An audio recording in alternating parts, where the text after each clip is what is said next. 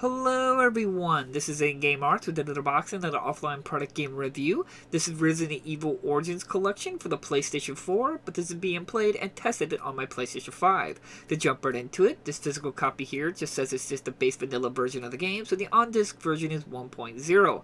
Now this collection comes with Resident Evil 0, as well as the remake of Resident Evil 1, the GameCube remake, all on the disc.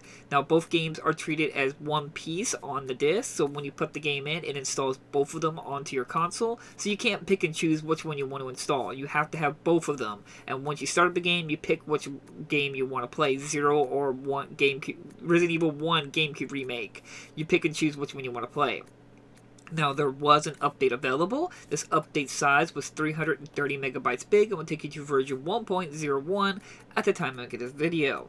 Now, this update only said it added Chinese, traditional Chinese and simplified Chinese language to the game. So I don't know if it's crucially important to have this update unless you can only read Chinese or understand Chinese. So I mean, that's up to you whether you want to get that update or not.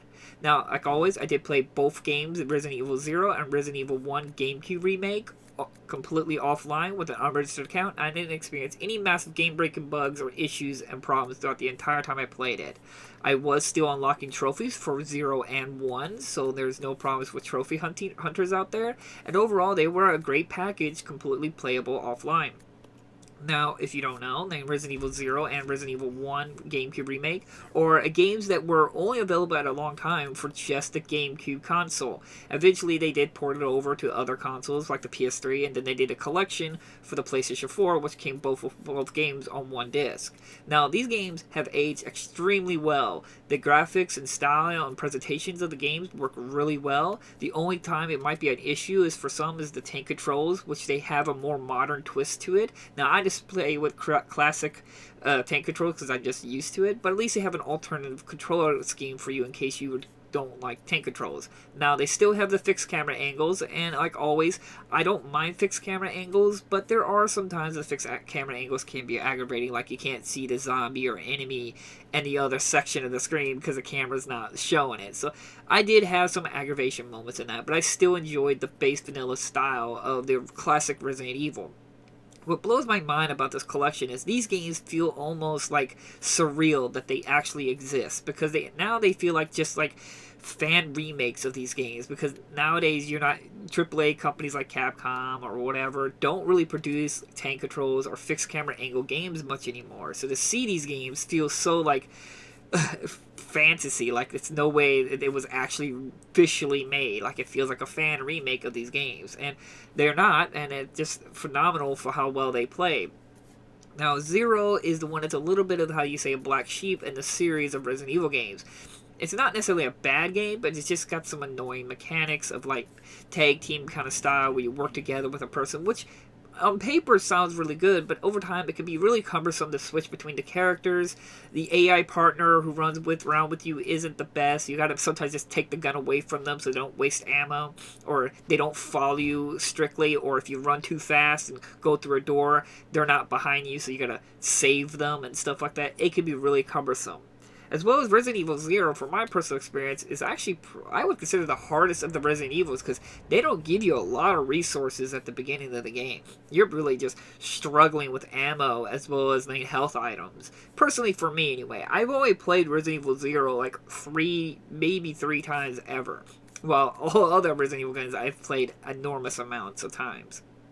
But that doesn't necessarily mean Resident Evil 0 is a bad game, and it is still considered officially canon throughout the Resident Evil universe, and it's still worth your time. But more specifically, when you can get around to playing Resident Evil 1, the GameCube remake, which I keep saying GameCube remake because I have a feeling Capcom will eventually do another full remake of Resident Evil 1.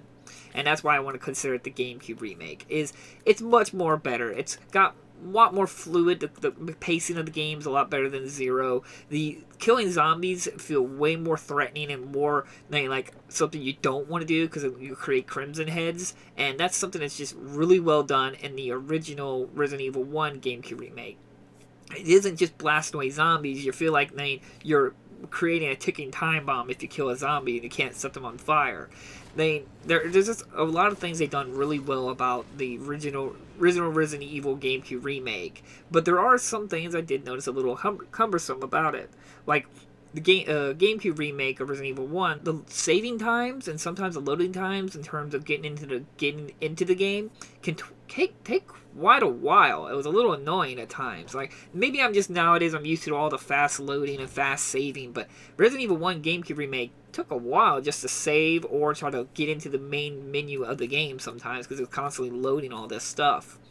As well as the Resident Evil 0, there are times when you can lay items down on the ground, and there are areas you can lay an item on the ground and the camera cannot see it. Either A, because since if you play in widescreen, it cuts off some of the top and bottom of the screen, and you're supposed to be able to see there, or as there are actual environmental items like a bed or a desk or something like that that will actually obscure the item that you laid on the ground. There are just certain things like that that can be annoying. But then once you look at your map and see that there was an item there, you can find it as long as you just spam an X all over the place. As well as what's a little annoying is that Resident Evil 0 and Resident Evil 1 Remake, their control schemes are slightly different, and that was a little annoying. Like, running in Resident Evil 0 is with circle, while Resident Evil 1 GameCube Remake is with square. It's like, man, it's a little annoying in that department.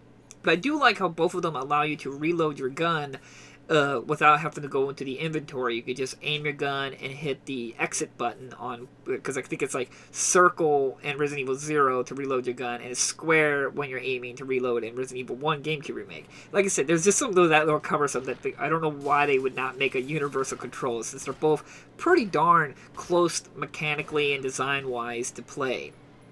I just wanted to come back and play these games because it's actually been about maybe 6 years now since I ran through these games again, because last time it was like one of my first games I covered on my channel when I first was starting doing these unboxings, so I really wanted to sit down and run through another zombie-ish style game, and I thought this was a good starting point. I don't know if I'm going to run through the entire series because I still got many other games I want to play, but I don't know, I was a bit on a zombie kick, and I wanted to come back and play the originals before I go into maybe eventually like Resident Evil 4 Remake coming out here soon. I wanted to play the originals for fun, and they're still hold up extremely well. They're still extremely fun. They're still extremely eerie, scary, challenging, and very rewarding when you overcome it. Now, granted, I will admit there are just the nowadays style of gaming, like over the shoulder, a lot of the improvements of nowadays gaming that I do enjoy.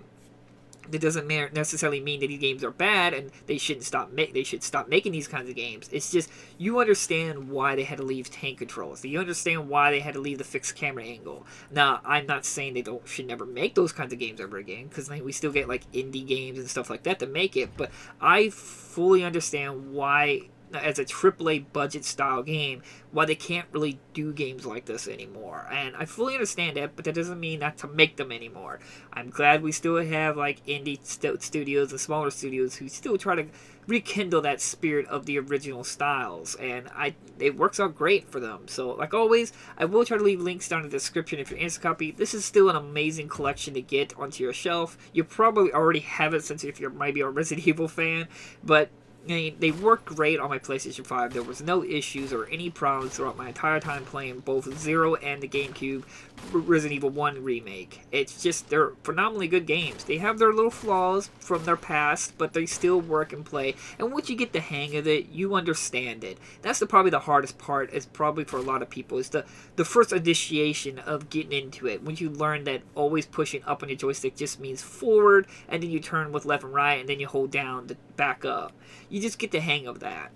It's just one of those things you just slowly mess with the controls and slowly understand how it works. But overall, they're phenomenally good games. Highly recommend both 0 and the GameCube Resident Evil 1 Remake. And hopefully, I do hope that we will get another remakes of Resident Evil 0 and Resident Evil 1 GameCube Remake, because they're both phenomenally good games. I would love to see a new iteration of them. I don't care how many times they want to remake the same game. Just go ahead. They're phenomenally good games, and I'm still glad to have both the original PlayStation 1 versions. I'm happy to have the GameCube versions. I'm happy to have the PS4 updated versions. I'm happy to have every variation of these games because they're phenomenal, and I love playing them every single time I get a chance to come back to them. So thank you all so much for watching this video. I hope this video helps you out in your game collecting. Highly recommend this collection. Well worth worth to put in your collection for horror or if you're a Resident Evil fan. And they work great on PlayStation 5, so you can't go wrong with that. So thank you all so much for watching, and I'll see you guys in my next unboxing video.